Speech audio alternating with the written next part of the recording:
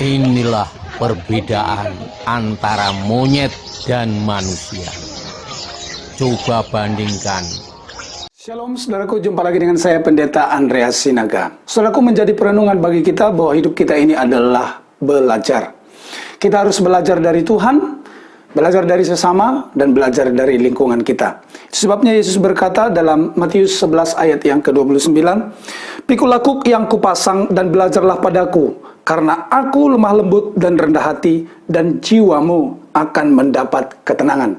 Belajar dari Yesus, maka kita akan mendapatkan ketenangan, kebahagiaan, dan hal-hal berharga lainnya. Sebab Dia adalah guru kita, dan kita semestinya menjadi murid-murid atau pengikut-pengikutnya.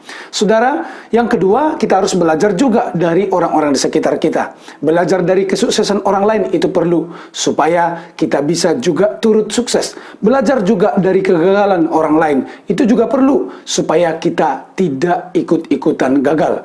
Saudara, lalu yang ketiga, kita juga harus belajar dari lingkungan kita. Alkitab kita mencatat dalam Amsal 6 ayat yang ke-6, "Hai pemalas, pergilah kepada semut, perhatikanlah lakunya, dan jadilah bijak." Kita disuruh belajar dari semut. Saudara-saudara, bahkan dari binatang pun Tuhan menyuruh kita untuk kita memperhatikannya dan belajar darinya. Dan kali ini saudaraku, saya menyuguhkan sebuah video di mana kita belajar dari monyet. Dulu kalau disebut dasar monyet lu, itu artinya menghina. Tapi kali ini saudaraku, kita perlu belajar dari monyet.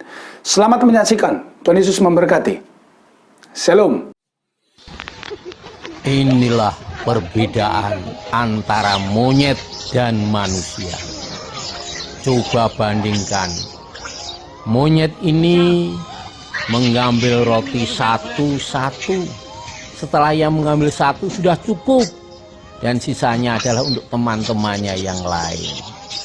Nanti kita bandingkan bagaimana manusia kalau berebut makanan. Kalau monyet cukup satu, dia sudah cukup. Yang lain adalah untuk teman sesama. Tapi lihatlah kalau manusia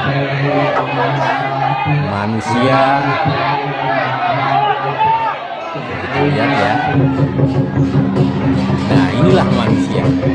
Kalau manusia, dia mengambil tidak cukup hanya untuk dirinya, tapi mereka membawa karung. Dia mengambil sebanyak-banyaknya. Yang kuat mendapat banyak, yang tidak kuat hanya menonton, tidak mendapat apa-apa.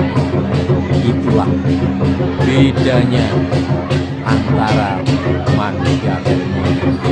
Sekarang kita lihat mana yang lebih mulia, monyetkah atau manusia?